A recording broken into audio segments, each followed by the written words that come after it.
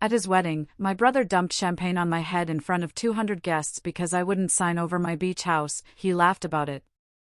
Until a lawyer at table 4 stood up and shouted something that made him turn pale. My own brother, at his wedding reception, poured champagne over my head. Not as a joke, but as a twisted baptism for the house he thought he'd stolen from me. The clinking of glasses, the murmur of 200 guests, the sickeningly sweet scent of white roses, it all blurred around me. But the cold, sticky liquid running down my face was sharp, undeniable, and utterly humiliating. I'm Ethan, 34, single, and apparently the designated villain of my family. Why? Because I refuse to let people walk all over me, especially not my older brother, Liam. I live in San Diego, in this modest 2-bedroom beach house my grandfather left me. It's not some mansion with marble countertops or an infinity pool, but it has this wraparound porch where the sunrise hits just right, and the salty breeze makes morning coffee taste a little better. This place, it's the only one that's ever truly felt like home. I spent summers here as a kid, listening to Grandpa's war stories, learning to patch fishing nets. When he passed, he left it to me in his will. Not to my parents. Not to Liam. Just me. That didn't sit well with certain family members. Liam is 5 years older and has always carried himself like the main character. He was the golden boy growing up, quarterback, valedictorian, dad's pride and joy. I was the quiet kid who got good grades and stayed out of trouble, which meant I mostly got left alone. I didn't mind, honestly. Liam always craved the spotlight, I just wanted peace. He became a financial advisor, drives a leased BMW, and wears sunglasses that cost more than my old rent. He's the kind of guy who speaks in LinkedIn buzzwords like synergy and market leverage. To clients, he's a smooth-talking professional. To friends, he's the life of the party. But to me? He's a narcissist with a superiority complex and a temper that flares whenever he doesn't get his way. We were never close. Growing up, he'd mock me, call me Little House Ethan because I liked drawing floor plans and reading architecture magazines. He made me feel weird for having hobbies that didn't involve chasing a football or hitting on cheerleaders.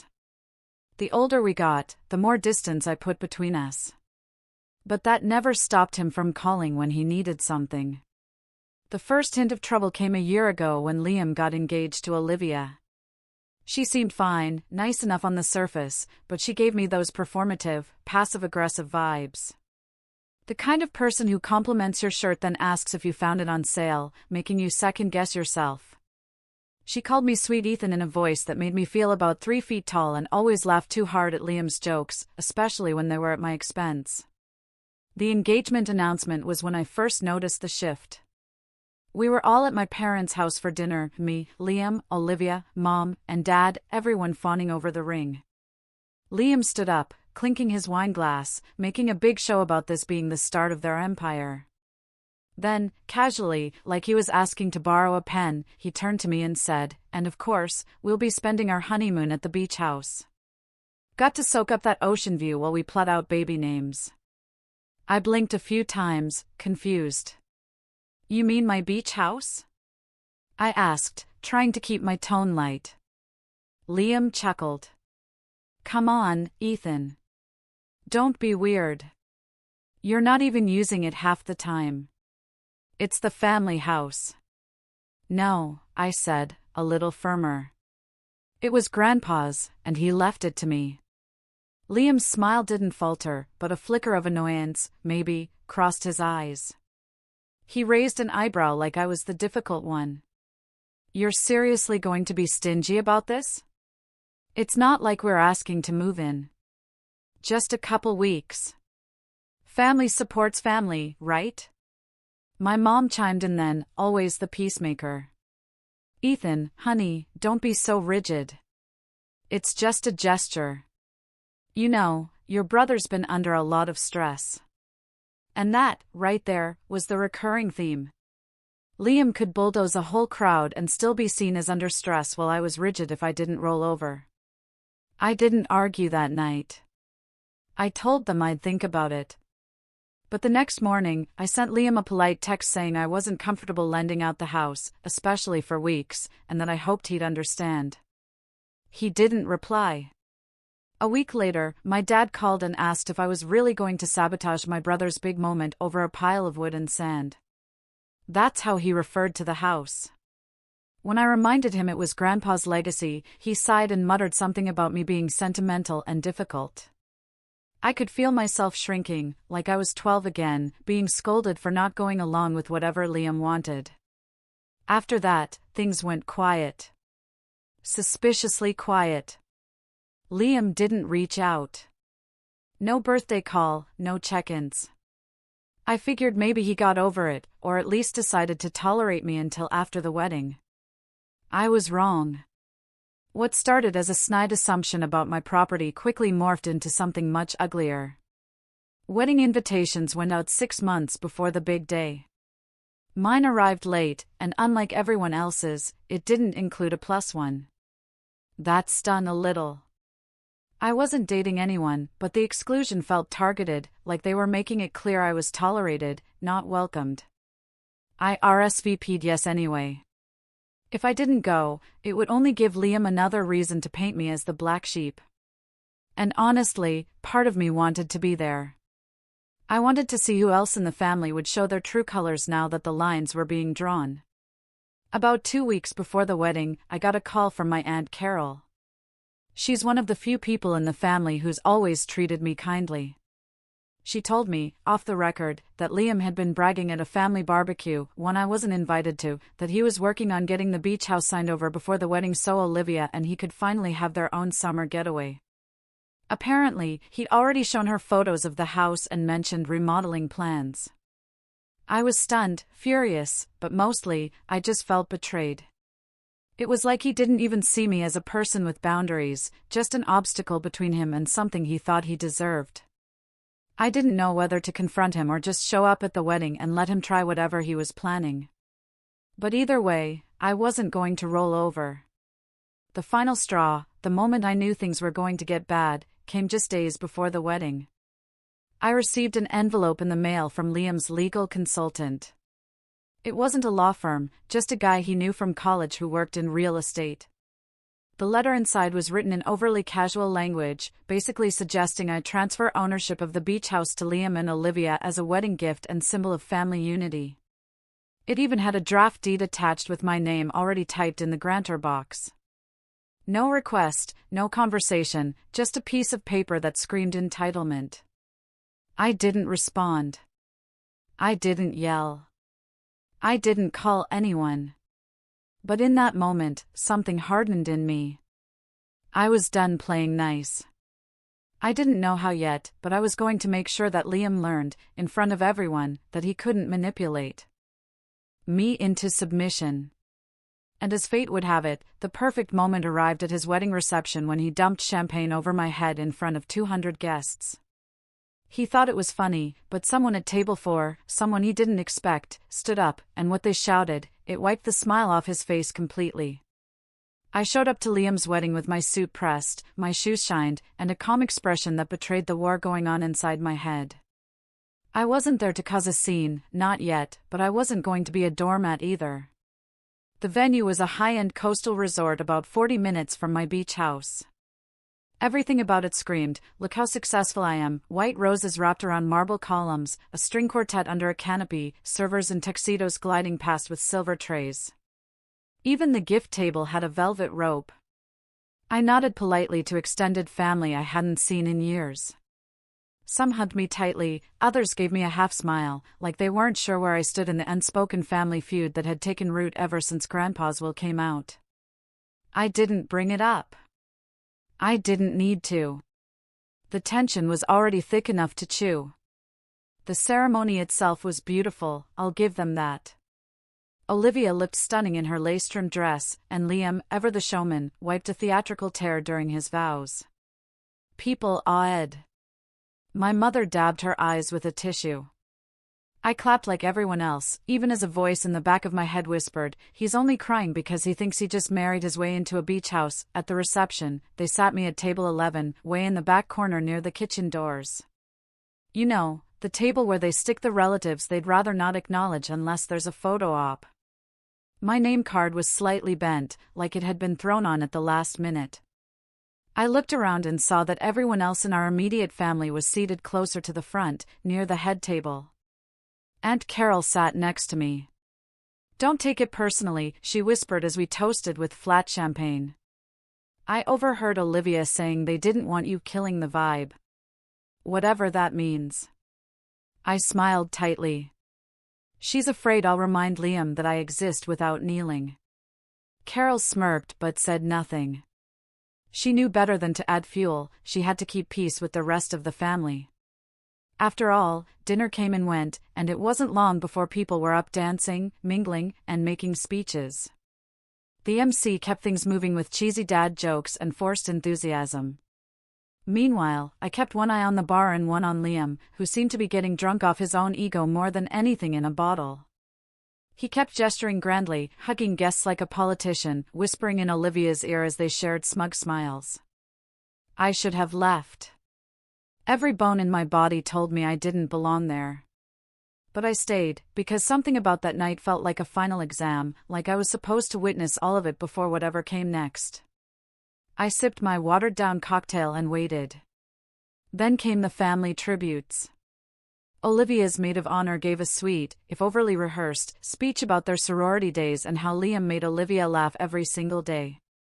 My mother followed with a speech that started out sentimental and somehow veered into a lecture about how important it is to support your older siblings, especially when they're building a new chapter in their lives.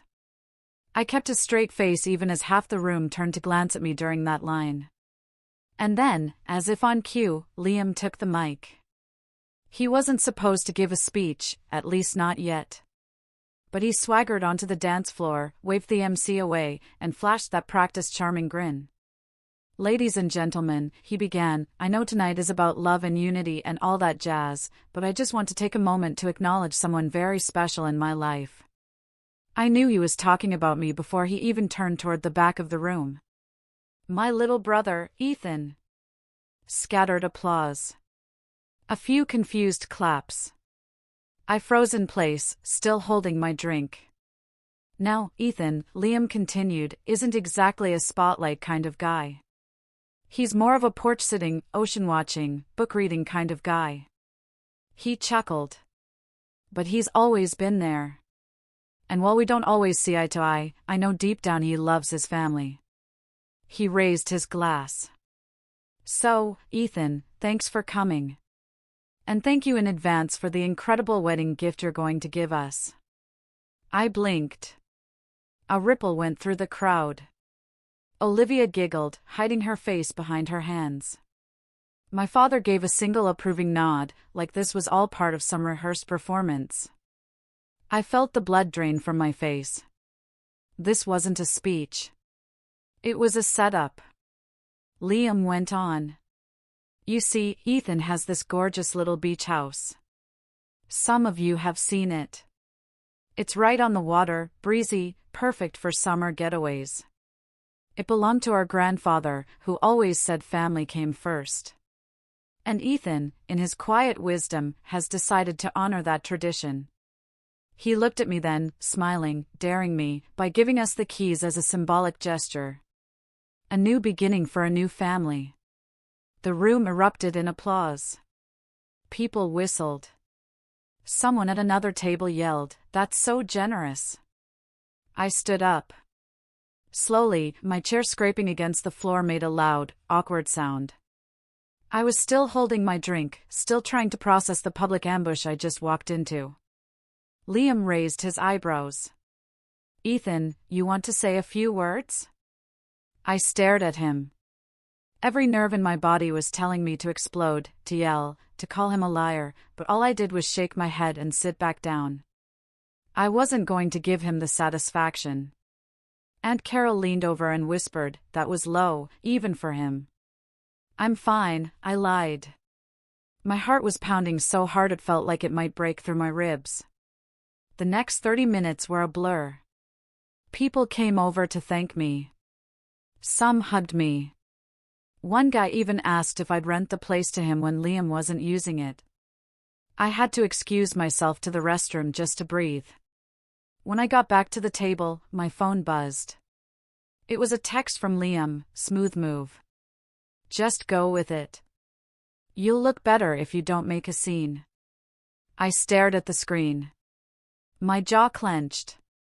My fingers hovered over the keyboard, but I didn't type anything. Not yet. The DJ called everyone to the floor for the first dance. I watched from the sidelines as Liam and Olivia swayed to a painfully generic Ed Sheeran song. Both of them grinning like they'd already won. I could feel the tension in my shoulders build like a tidal wave that hadn't yet crashed. And then came the champagne. After the dance, after the toasts, after the cake had been cut, Liam came over to me holding a fresh flute of bubbly. His cheeks were flushed with alcohol and self-satisfaction. He clinked the glass against mine. Seriously, he said loud enough for nearby guests to hear, you're doing the right thing, bro. Grandpa would be proud. I never agreed to give you the house, I said calmly. Liam smirked. Sure, but you didn't say no. And that was your shot. Before I could reply, he raised his glass higher and with one flick of his wrist, poured it over my head. It wasn't subtle. It wasn't accidental. It was slow, deliberate. Every drop of champagne sliding down my forehead felt like gasoline on fire. A collective gasp swept through the room. Chairs scraped back. People stopped mid-conversation. I could feel 200 pairs of eyes lock onto Maine. Some horrified, some amused, all silent. Liam laughed. Just christening the new deed holder, he shouted. It's a family tradition. Olivia laughed, too. My mother looked stunned, but not enough to say anything. My father just sipped his scotch like he wasn't witnessing a public humiliation. I didn't move. I didn't wipe it off. I stood there, dripping, watching Liam double over with laughter like it was the funniest thing he'd ever done. And then it happened. A voice from across the room, sharp and commanding, cut through the noise like a gavel. That's enough. The room went dead silent. Heads turned. From table 4, the one with all the professionals, a man in a navy suit stood up. He was tall, mid-50s, silver hair, with the kind of voice that made people instinctively listen. I'm sorry, he said, looking directly at Liam, but what you just did, that was assault and public coercion.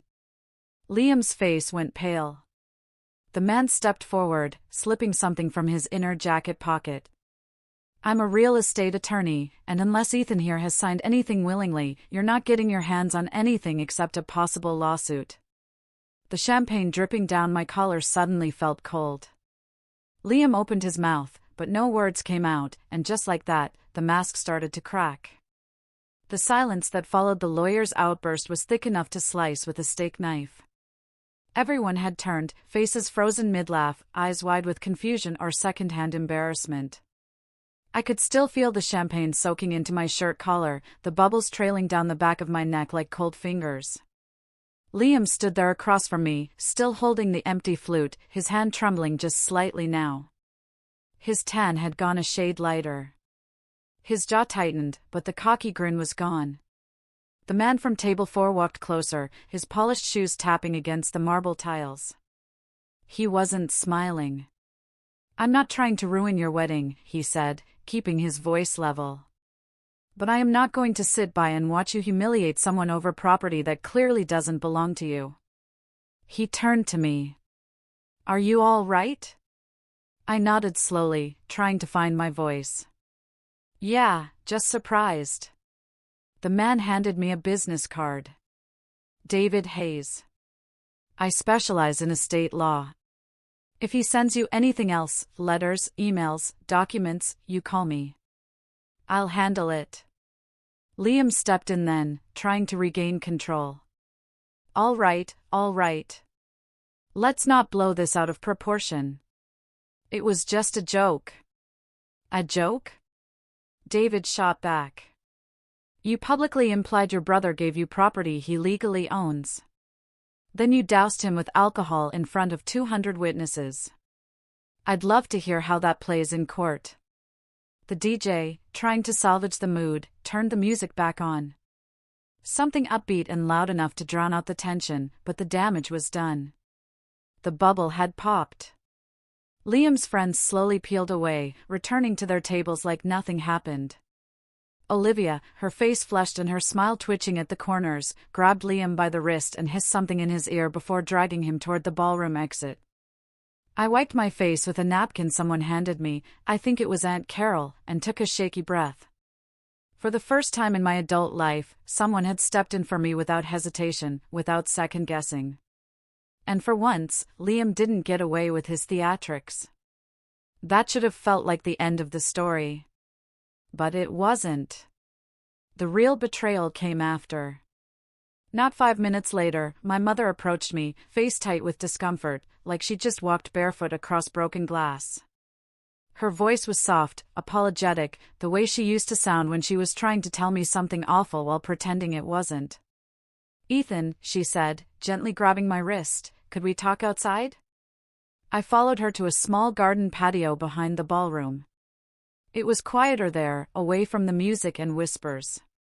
String lights overhead cast a soft glow on the hedges and brick path. It almost felt peaceful until she turned to me and said, "Do you really have to be so dramatic?" I stared at her. "Excuse me?" She sighed, like I was a burden. "It's your brother's wedding day. Couldn't you have just smiled and let it go?" "Let it go?" I repeated. He publicly lied about me giving him my house. He humiliated me in front of everyone. Mom looked away, arms crossed. "He didn't mean it like that." I scoffed. "You were there. You saw what happened." She shook her head. "You're too sensitive, Ethan. Always have been." Liam was just making a point. "You've been holding on to that house like it's a weapon." I couldn't believe what I was hearing. My voice dropped. "It's mine, Mom. He has no right to it." "But you know what it means to the family," she said quickly, like she'd been rehearsing that line for months. "Your grandfather should have left it to all of us." "But he didn't." I snapped. "He left it to me because I was the only one who spent time with him in that house. Because I was the only one who cared." She winced. "That's not fair." "What's not fair?" I said, trying to keep my voice from cracking. "Is that every time Liam pushes me, you back him? Every time you take something too far, you find a way to make it my fault? Even now." "I'm not taking sides," she said. "Yes, you are," I said. "And you always have." She stepped back like I'd slapped her. I expected her to argue, to raise her voice. Instead, she looked at me with this exhausted disappointment. "Not in Liam, but in me. Ethan," she said slowly, "you need to stop making things harder than they have to be. He's your brother." "And I'm your son," I said. "But you never seem to remember that when he's in the room." She didn't reply, just turned and walked back inside, leaving me standing there alone. I thought that was the low point. But the real gut punch came the next morning. I got a text at 6:48 a.m. from Olivia. "Hey, Ethan. Just wanted to check in and say no hard feelings about last night. Liam might have gone a little overboard, but we really are hoping to make some special memories in that house this summer. We're looking at July 1st to 15th, hope that works for you. Let me know if you need the address to send the keys." I stared at the message for a full minute before I could even process it. There was no apology, no acknowledgement of what had happened. Just an assumption, no, a demand wrapped in a pink bow. I didn't reply. I didn't know how to reply. A few hours later, another message came in. This one from my dad. "Your mother's worried. Please call her and don't make this about the house again. We've all had enough drama." I nearly laughed out loud. I was the drama. That afternoon, I drove back home to my own house in silence. Every familiar turn in the road felt heavier. I pulled into my driveway, walked up the weather-worn steps, and sat on the porch. The sea breeze carried the smell of salt and sand, the air cool against my still damp dress shirt. I hadn't even changed. I'd driven the whole way in that champagne-soaked outfit like it was armor I wasn't ready to take off yet. I sat there until the sun started to dip toward the water, watching the sky burn orange and gold, thinking about how fast things had spiraled, about how much I had ignored over the years. All the little jabs, the casual dismissals, the favoritism, the guilt trips disguised as family values. I thought about every time I'd kept quiet just to avoid being called too sensitive. And I realized something. This wasn't just about the beach house. It never was. This was about respect, about boundaries, about being seen as a full person and not just a placeholder in someone else's script. That night, I went inside, made myself a simple dinner, and pulled out a locked wooden box from the closet.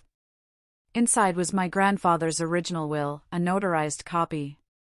I kept it there, not out of paranoia, but because it mattered to me, because that house wasn't just property, it was a place of peace, of belonging, a legacy that he chose to leave to me. As I looked over the papers again, a thought began to form, a plan, slow and careful. Because if they wanted a war, I wasn't going to fight it on their terms. They wanted a house. I was going to give them something else entirely.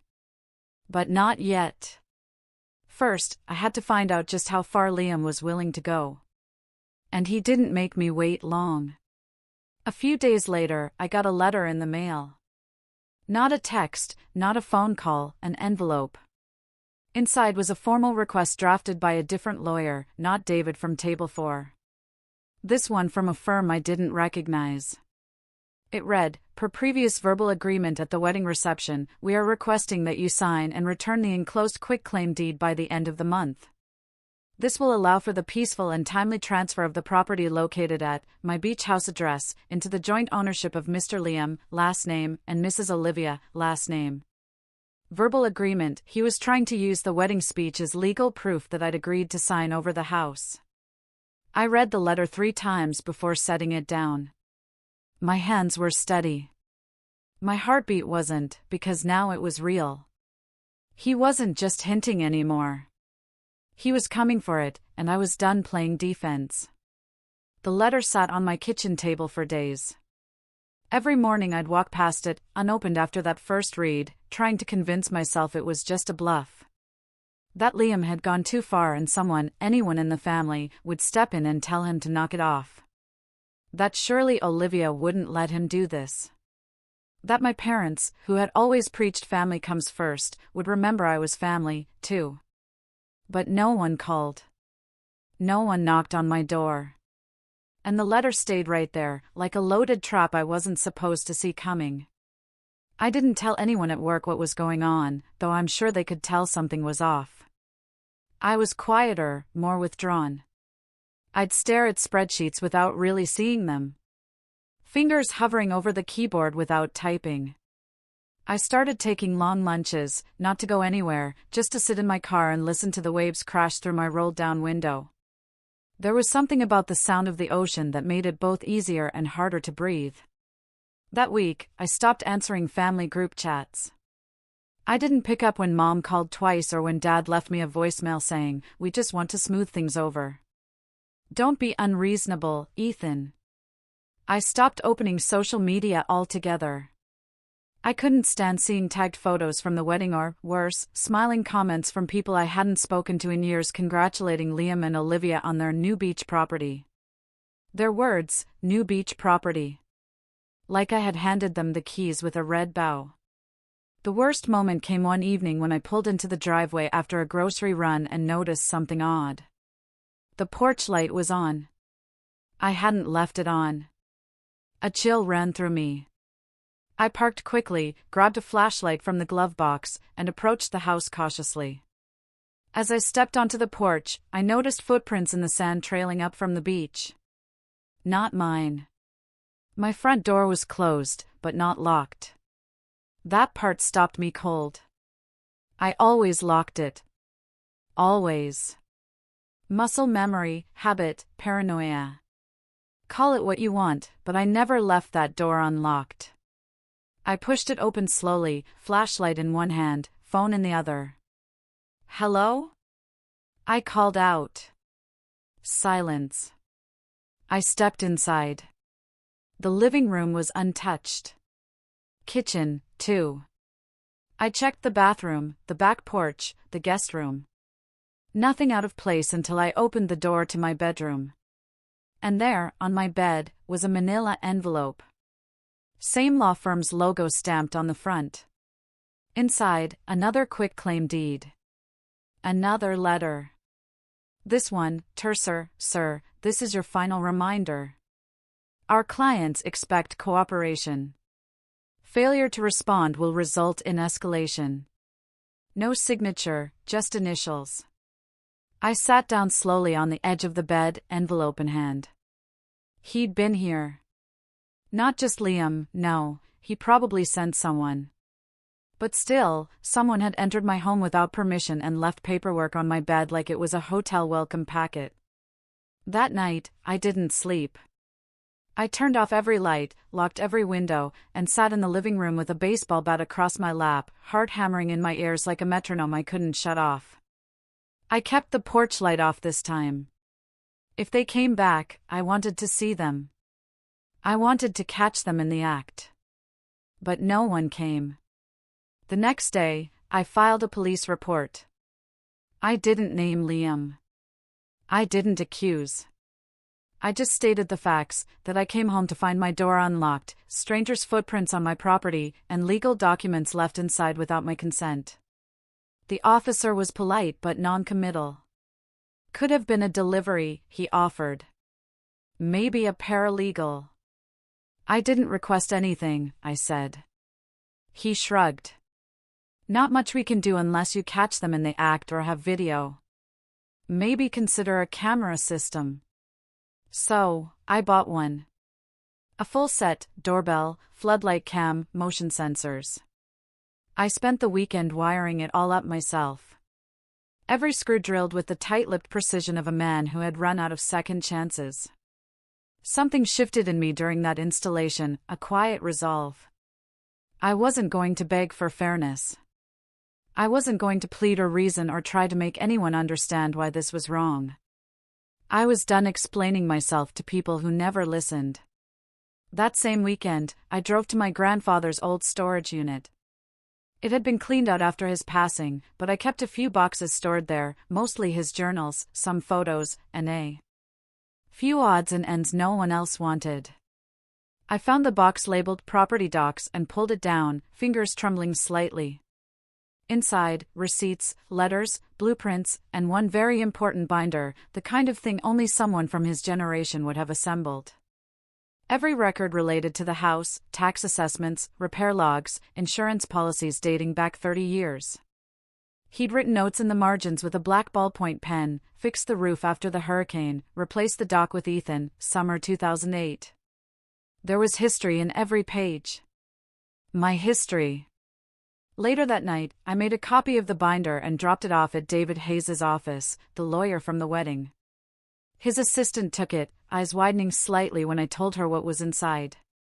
"Are you planning to take legal action?" she asked. "Not yet," I said.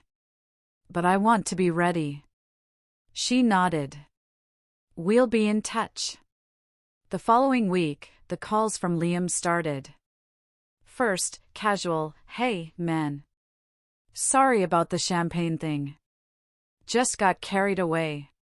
All good, right?" Then, passive-aggressive, "I don't know why you're being so cold about this. We're family. You said it at the wedding." Finally, hostile, "You think this house means something just because Grandpa gave it to you? That's not how legacy works. That's not how family works. You're being selfish." I blocked him. Next, Olivia tried. "Hey, sweetie. Listen, we're trying to coordinate the contractors for some minor updates, just paint. Nothing major, but we need access to the interior. Can you send over the key code?" I didn't respond. I replaced the code the next day. Every step I took made it clearer. I wasn't safe with these people. Not emotionally, not physically, not legally. And the longer I stayed silent, the more they would keep pushing. But something else started happening, too. One by one, people began reaching out. Not to scold, not to pressure, but to apologize. A cousin I hadn't spoken to in years messaged me, didn't know all that went down at the wedding. Just wanted to say you handled yourself with class. A neighbor from down the beach called and said he'd seen a strange man near my porch that week, didn't look like you. Thought you should know. Even Aunt Carol sent me an email. No subject line, just I'm sorry. If I could go back and say something that night, I would have. And then, a package from my grandfather's attorney, someone I hadn't contacted, but who had apparently been following the noise. Inside was a copy of a video. Grainy footage, but clear enough. My grandfather seated in his old armchair, speaking directly to the camera. "This house goes to Ethan," he said. "I'm putting that in writing, of course, but I want to say it plainly. He's the only one who ever treated it like more than property. He's the only one who treated me like more than a name in a will." He chuckled. "If Liam tries anything, tell him I said no. Tell him I said heck no." I watched it 3 times. Then I closed the laptop and sat very still. Rock bottom, I realized, wasn't the moment Liam poured champagne on my head. It wasn't the betrayal from my parents or the silence or the unlocked door.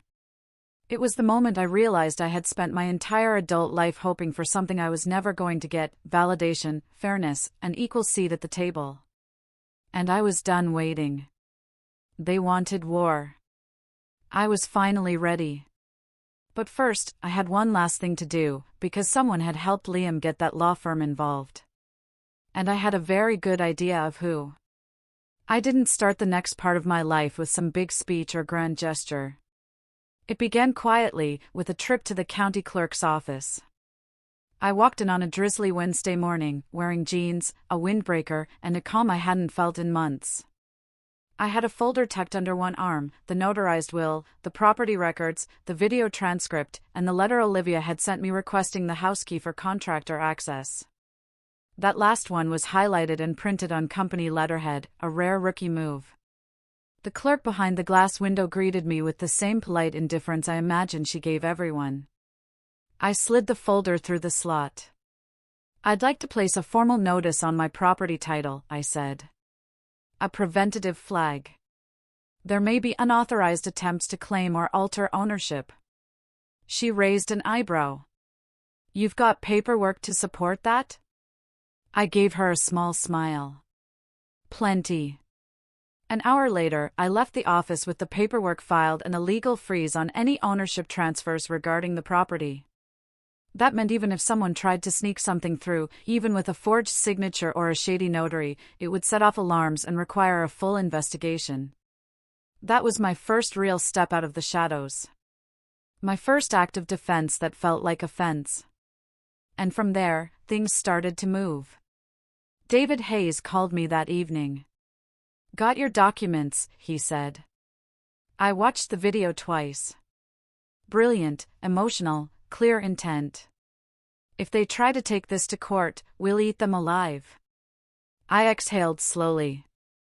"So, I'm not crazy, right?" "Not even close," he said. "You're one of the most level-headed clients I've ever had. You've documented everything. You've been patient. You've acted in good faith. That video, that seals the deal." I don't know what it was about hearing those words. Maybe just someone with authority confirming that I wasn't the villain in this story, but something inside me loosened. I actually laughed. A real, chesty laugh that caught me by surprise. David wasn't just helpful, he was strategic. Over the next week, we drafted a formal cease and desist letter addressed to both Liam and Olivia, as well as their law firm.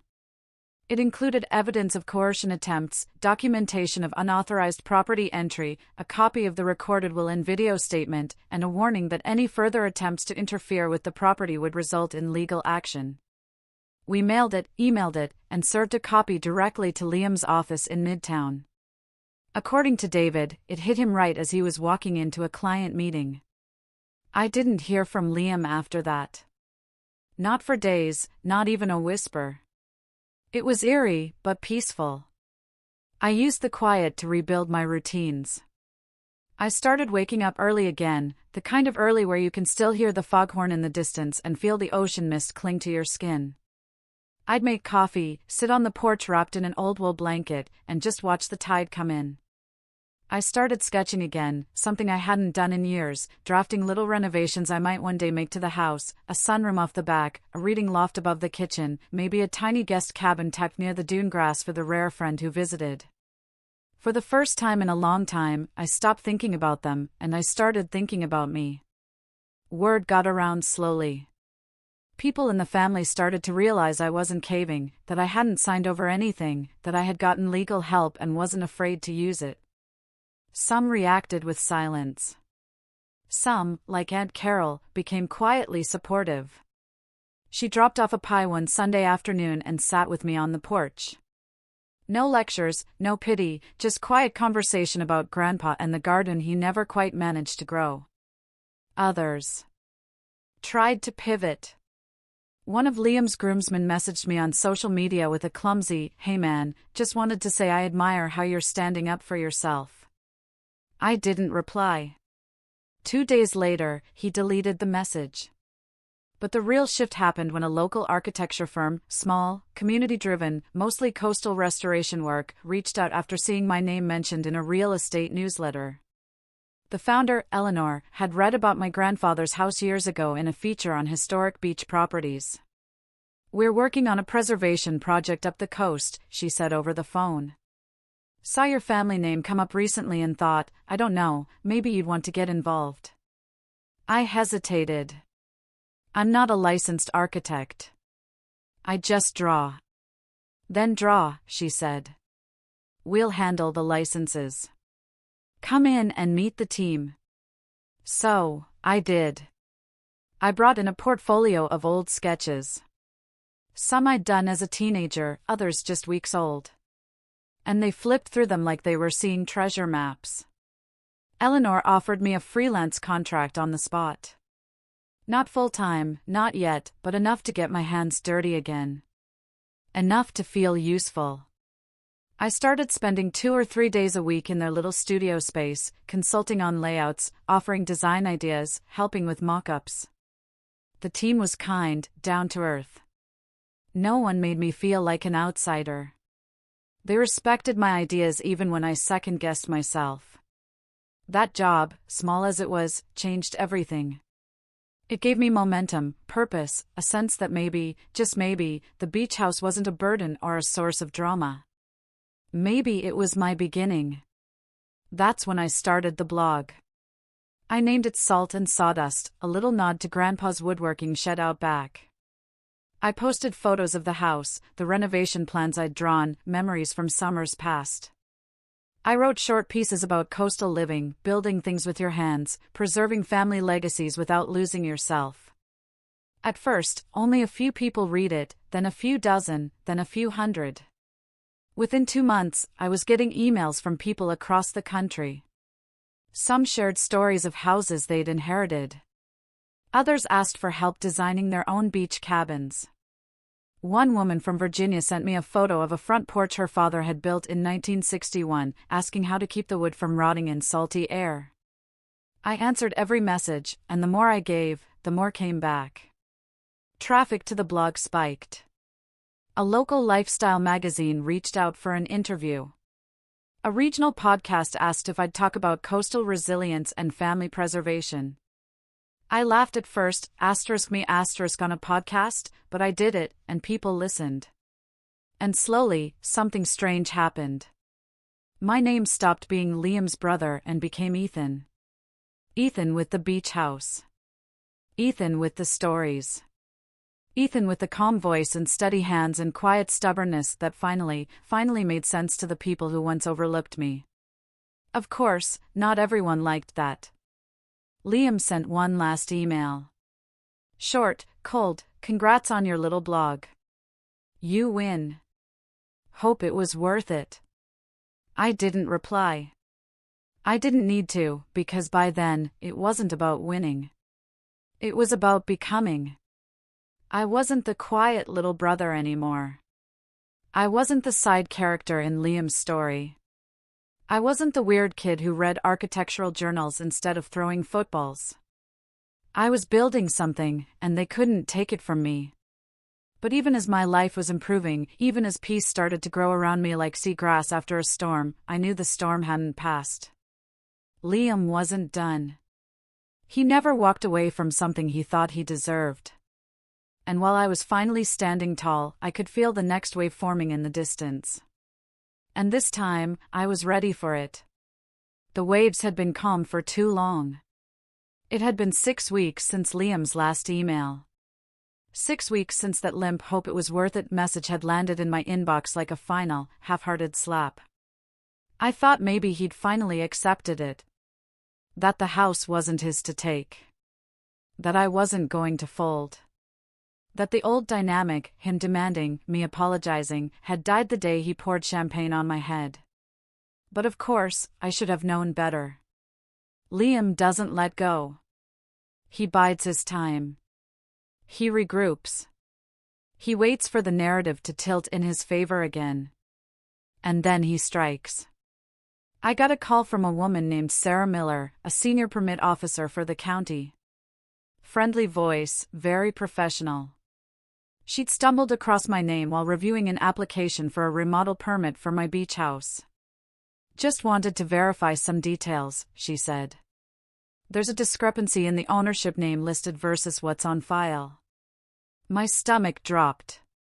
Someone submitted a permit for my house? Yes, full roof remodel and rear extension. They listed Liam, last name, as the owner and included blueprints. I swallowed. Do you have the blueprints handy? I do, she said. Want me to email them? 5 minutes later, I was staring at a PDF titled Olivia Beach Retreat, Final Draft. It was stamped with the logo of a high-end design firm from Chicago. I flipped through the pages, my heart pounding harder with each click. Open-plan kitchen, glass-railed second-floor balcony, luxury sauna, wraparound sun deck. And on the bottom corner of every page, Property 317, Shoreline Avenue, owner, Liam and Olivia, last name. I sat back in my chair, stunned. He hadn't just tried to steal the house. He'd moved on to redesigning it, planning it, branding it Olivia Beach Retreat. It sounded like a spa influencer's Airbnb fantasy. They'd taken my grandfather's quiet, weathered cottage and turned it into a magazine cover, on paper anyway. I didn't know whether to laugh or scream. He had no deed, no legal claim. But he'd submitted this permit, fully expecting no one to check. That was his fatal mistake, because in doing so, he put it all in writing. And it gave me an idea. A dangerous, satisfying, surgical idea. First, I called David. I need a copy of the property deed, I said. One with the county seal and a time-stamped affidavit confirming ownership. He chuckled. Someone making trouble again? Oh, you have no idea. Second, I called Sarah back and explained calmly that Liam was not the owner, had never been the owner, and had never lived at the property. I forwarded her the deed and David's letter. She apologized profusely and assured me that the application would be flagged, denied, and investigated. Submitting fraudulent information on a permit is a big deal, she said carefully. There could be penalties. I thanked her and hung up, hands trembling slightly, not from fear, but anticipation. Because now I had something real, something usable. But I needed more. So I did what I hadn't done in months, I went to visit my parents. They were surprised to see me. It was a Sunday morning, and the kitchen smelled like old coffee and cinnamon rolls. My mother. blinked when she saw me at the door, apron on, flowers smudged across her cheek. "Ethan?" I nodded. "Hi, Mom. Can I come in?" Dad was at the table with the paper, still in his robe. He lowered the page slowly. "Everything all right?" I shrugged. "Just thought we should talk." They were cautious, as if they expected an ambush.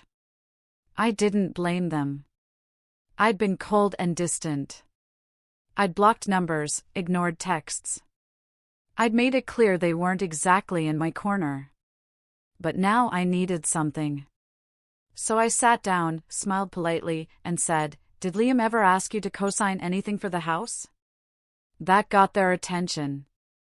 My mother's brow furrowed. "What do you mean?"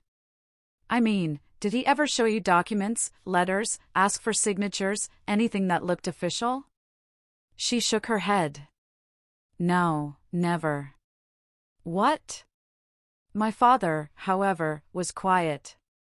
His eyes narrowed slightly, not in suspicion, but in memory. "What?" He rubbed his chin. "A few months ago, maybe right after the engagement, he mentioned needing a letter of family verification for a mortgage application. Something about proving property access." My pulse skipped. "What did you give him?" I asked, trying to keep my voice even. "Nothing," Dad said. "I told him to talk to you directly." I exhaled. Good. Because he just tried to file a remodel permit in his name. Listed himself as the owner. My mother gasped. "That can't be right." I pulled up my phone and showed them the blueprints. Olivia Beach Retreat. Her name across every page like she'd already claimed it. I watched my mother's mouth fall open as she scrolled. "This is your house." "Why would he?" "Because he thinks he can wear me down," I said. "And maybe because he thinks no one will stop him." There was a long silence. Then finally, my father said something I never expected to hear. "I'll testify if you need me to." I looked up. "I'm serious," he said.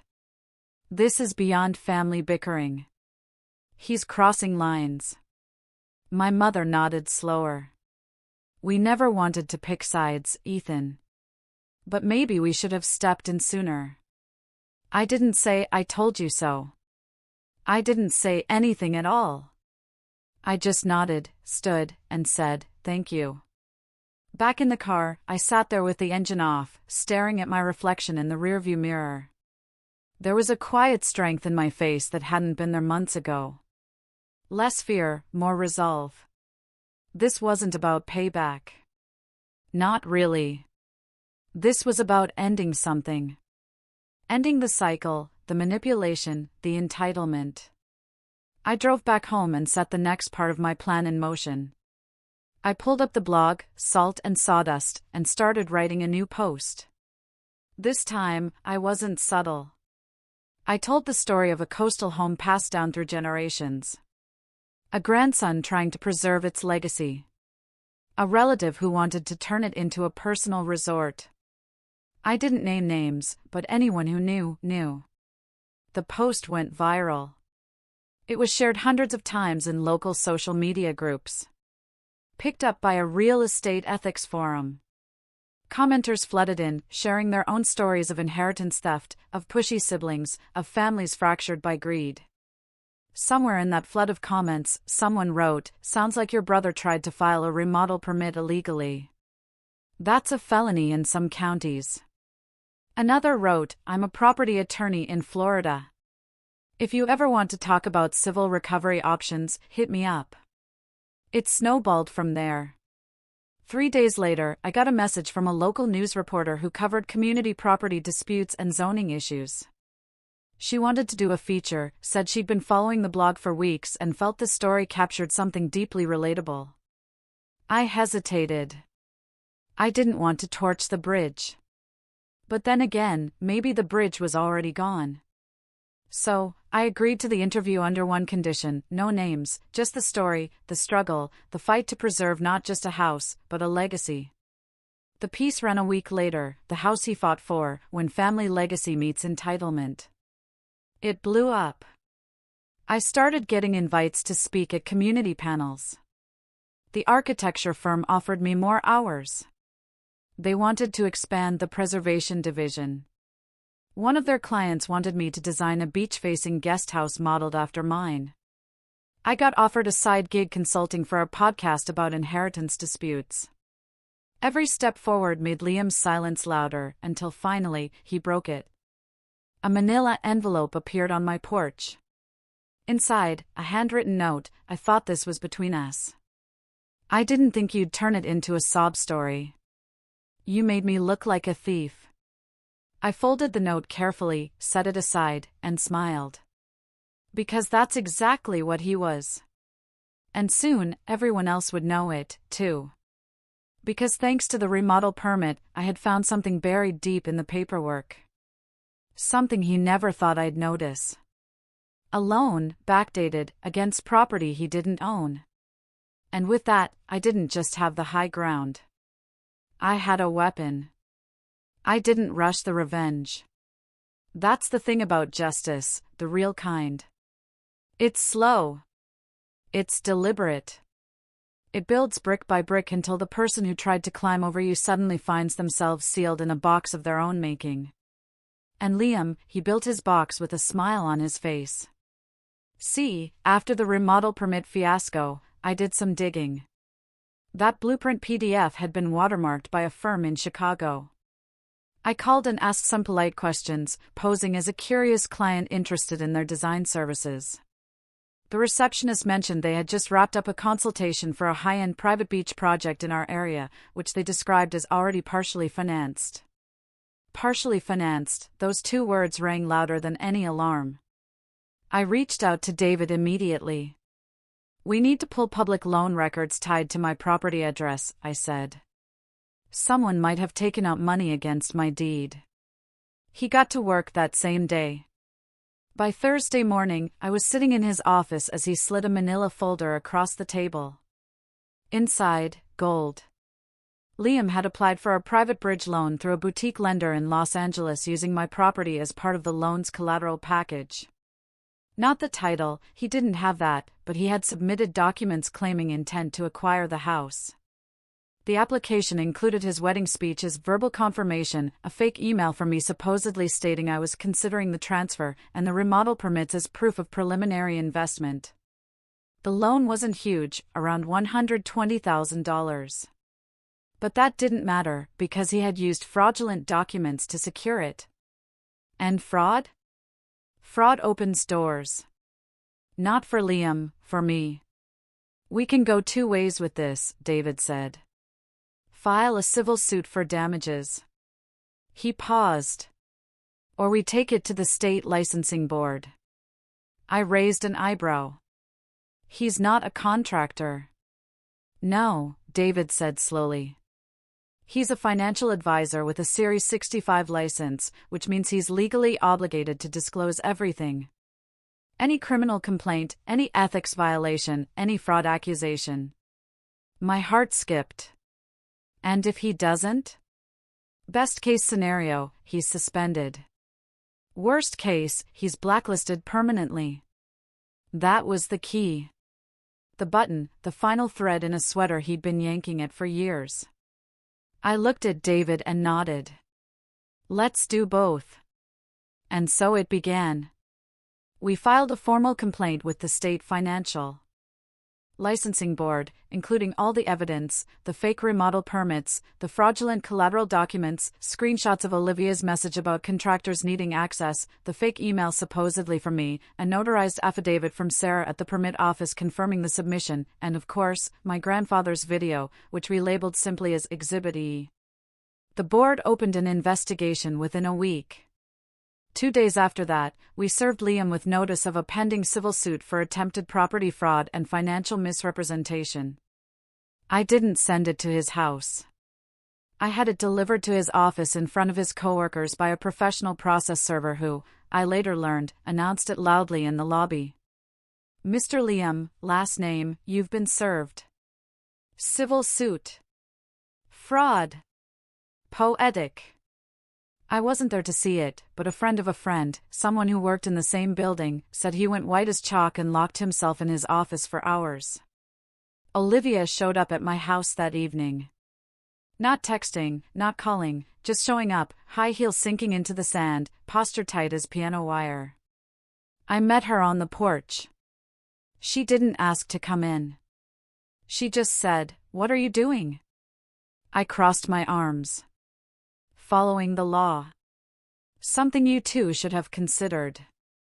Her lips curled. You know this will ruin him. I didn't flinch. He tried to steal my house, Olivia. She hesitated. He made a mistake. No, I said. He made a plan. And then he built a lie around it. Then he forged documents. Then he lied to a bank. This wasn't an accident. This was arrogance. She didn't reply. Just stared at me for a long moment, like she was trying to figure out if I'd always been this person or if the house had somehow made me this way. Finally, she said, "You're not who I thought you were." I nodded. "You're exactly who I thought you were." She left without another word. The lawsuit didn't take long to gain traction. When Liam's financial firm learned about the complaint, they suspended him, pending investigation. The licensing board started reviewing his entire portfolio. Clients were notified. His name was quietly pulled from the website. Whispers turned into phone calls. Phone calls turned into meetings. And suddenly Liam wasn't Liam anymore. He was a liability. But it wasn't just the legal fire closing in on him. It was the personal fallout. I'd never gone public with his name. Never posted it online. Never outed him in my blog or to the news. But someone else did. A whistleblower, maybe a colleague, maybe an ex-client, submitted a tip to a watchdog site for financial ethics. Liam's name was posted along with redacted court documents and summaries of the complaint. It went viral in the worst possible way. His LinkedIn went dark. His wedding photos disappeared from social media. Olivia deactivated her Instagram. And then came the cherry on top. A call from a man named Julian Vance, an independent real estate investor who had apparently seen the article, read my blog, and done some digging of his own. "I have a proposition," he said. Normally, I would have been wary, but Julian wasn't calling to offer me money for the house. He was calling to partner. Turns out Julian had recently purchased a strip of properties up the coast. Old cabins, historical significance. He wanted to convert them into an eco-resort without tearing them down. He wanted to preserve their bones. And he wanted me to help design it. "You've got an eye for this," he said. "Your story is compelling. You've got an audience. People like you." I accepted it. That gig doubled my income overnight. But more than that, it gave me something Liam had always tried to hoard for himself: reputation. He had taken shots at me for years, called me passive, called me selfish, called me irrelevant. Now, I was building something publicly, respectfully, while he was tearing everything he had down, brick by brick, just trying to keep his ego afloat. The civil suit didn't make it to trial. His lawyer begged for a settlement. We agreed on my terms: a formal written apology, a financial settlement to cover legal fees and damages, and a public admission of the fraudulent loan documents. I didn't need the money. I needed the paper trail. He signed it. And with that, the war was over. But I didn't throw a party. I didn't gloat. I just walked up to the beach that night, barefoot in the sand, waves crashing against the shore, and let myself breathe. Really breathe. For the first time in what felt like years, I looked up at the stars, hands in my pockets, and whispered, "You'd be proud, Grandpa." Because in the end, the house stayed mine. The story became mine. And Liam, he finally had to learn what it felt like to lose. Not because I screamed louder, but because I stood still while everything he built on lies came crashing down. The fallout wasn't dramatic. It was quiet, slow, the kind of unraveling that doesn't happen in explosions, but in silence. One thread pulled at a time until there's nothing left but frayed edges and empty space. After Liam signed the settlement, the first thing I noticed was how quickly people stopped speaking about him in the present tense. He wasn't Liam's firm anymore. His name was stripped from the financial company's website within 72 hours. The firm released a carefully worded statement about their continued commitment to ethical practices and thanked clients for their patience during the recent review of internal personnel. He wasn't Liam the advisor anymore either. His license was suspended for 18 months after the board concluded their investigation, citing documented acts of unethical misrepresentation and abuse of influence in a private financial arrangement. That might not sound like much, but in his world, 18 months is a death sentence. You can't just snap your fingers and rebuild client trust. Not when your face shows up on professional blacklists. Not when former clients start Googling your name and find it connected to words like fraud and civil suit. He tried to pivot. For a brief moment, Liam rebranded. He launched a vague consulting website, Ashcroft Advisory, with no last name, no photos, just stock images of handshakes and coffee meetings. It lasted 3 weeks. The site disappeared after a few negative comments started circulating. People linking to the original complaint, the court filing, the news article. The truth always finds its way to the surface. Olivia filed for divorce 3 months after everything settled. I didn't hear about it directly. I found out through Aunt Carol, who came by the house one Sunday with a basket of tangerines from her garden and a weary look in her eyes. They're separating, she said as we sat on the porch. She moved back in with her sister. I just nodded. Carol hesitated before adding, she's telling people she didn't know about the loan, the permit, everything. She knew, I said quietly. Maybe not all of it, but enough.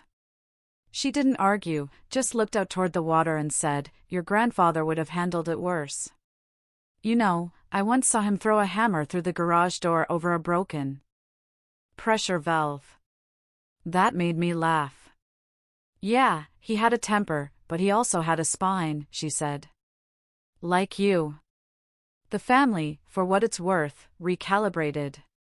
Not overnight, but slowly. Mom came by a few times. No grand apology, just casseroles and gentle conversation.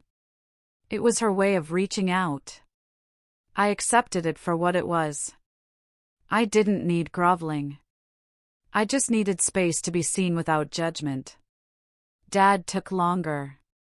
When he finally showed up, the day we finished rebuilding the old dock out back, he brought a 6-pack and a pair of work gloves. Didn't say much at first. Just stood beside me looking out over the ocean as the sun dipped low. After a while, he said, you were right. That was all. But it was enough. I didn't throw it in his face. I didn't ask why he took so long to say it. I just offered him a beer, and we sat there in silence, the kind that doesn't need to be filled. The architecture firm promoted me. Not because of the blog or the media attention, though that helped, but because I'd proven I could see a vision through, that I could take something broken and restore it. Not just a house, a story. I now manage their coastal restoration division. I design homes for people who want more than luxury. People who want roots, heritage, meaning. It's not glamorous, but it's real. And salt and sawdust? It exploded. Not because of drama. Because people crave honesty. Every week I get letters, real letters in envelopes with stamps, from readers who say the blog gave them courage to speak up, to stand their ground, to confront that sibling, that uncle, that greedy relative trying to rewrite history. One letter still sits on my desk, handwritten in delicate cursive. It reads, "Thank you. My sister tried to take my farmhouse after Mom passed. I let it happen because I was scared to cause a rift. Reading your story made me realize it was never about the house. It was about dignity. I called my lawyer this morning. I read that line often because it reminds me that what happened wasn't just about me. It was about all the quiet people in families full of noise. The ones who are told to be the bigger person, to let it go, to avoid drama, while others take and take and take. But eventually, the quiet ones stop backing away. They find their footing. They learn how to speak. And when they do, it's not loud. It's not violent. It's surgical. Months passed. Seasons changed. And one morning, sometime in early spring, I got a knock at the door. It was Liam. He looked older, thinner. The confident posture was gone. No sunglasses, no suit, just jeans, a hoodie, and hands shoved deep into his pockets. I stepped onto the porch, closed the door behind me. We stood in silence for a moment, the waves crashing in the distance. "I'm not here to fight," he said finally. "I just wanted to see it again. One last time." I didn't reply. He looked at the porch swing, the restored shutters, the refinished door with Grandpa's old brass knockers, still polished and bright. "I love this place, too, you know." "No," I said, "you loved owning it. There's a difference." He nodded. Took that hit without flinching.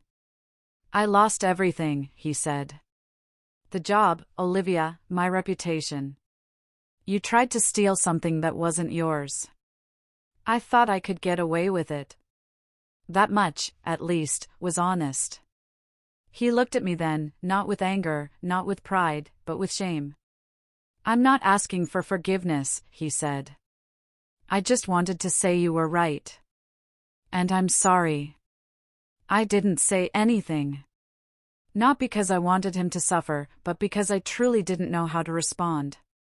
It was the first time in our entire lives that he'd admitted fault, and it didn't change anything, but it mattered. He turned to leave, paused at the stairs. "You'll do good things with this place," he said.